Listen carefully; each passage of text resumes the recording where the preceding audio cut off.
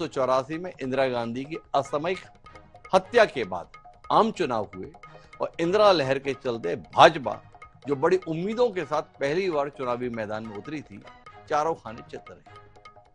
400 से ज्यादा सीटों पर चुनाव लड़ा था भारतीय जनता पार्टी ने। कुल जमा 2 सीटें जीती थी भारतीय जनता पार्टी ने। बुरी हालत तो यह हुई कि भारतीय जनता पार्टी के राष्ट्रीय अध्यक्ष और उसके सबसे बड़े नेता अटल बिहारी वाजपेयी भी अपने परंपरागत क्षेत्र अर्थात ग्वालियर से माधवराव सिंधिया के हाथों तकरीबन 2.25 लाख वोटों से चुनाव हार गए। इसके बाद अटल जी कभी ग्वालियर की ओर मुड़कर नहीं गए। लेकिन ना तो भाजपा इस हार से विचलित हुई और ना ही भाजपा के नेता विचलित हुए।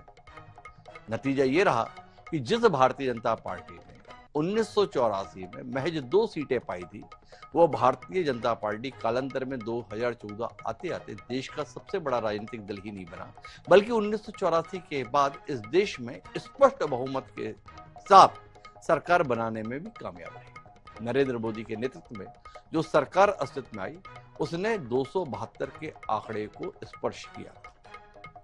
2019 में 282 सीटें, पर 2023 में वो जादू कहीं ना कहीं उतरा और 2082 और 303 के बाद 2024 के आम चुनाव में भारतीय जनता पार्टी को एक बार फिर गठबंधन सरकार के तहत सत्ता संभालनी पड़ी, जिसमें कुल जमा भाजपा को 240 सीटें आई। पर इसके बावजूद भी इसमें कोई शक नहीं कि भारतीय जनता पार्टी आज देश का सबसे बड़ा राजनीतिक दल है।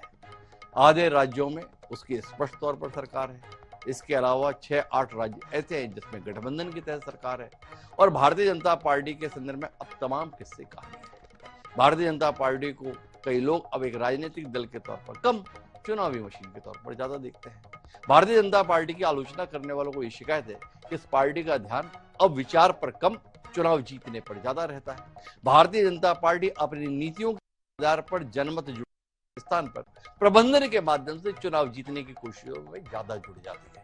अर्थात अटल आडवाणी की पार्टी मोदी और शाह के दौर में अपने उस रास्ते को बिल्कुल ही छोड़ चुकी है, जिसके तहत वैकल्पिक राजनीति का सपना इस देश के लोगों ने इस पार्टी के साथ देखा।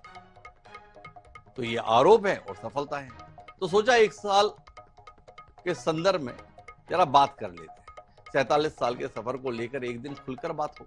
तो हमारा आज का विषय है भाजपा। 47 साल, कितने सबक, कितने सवाल।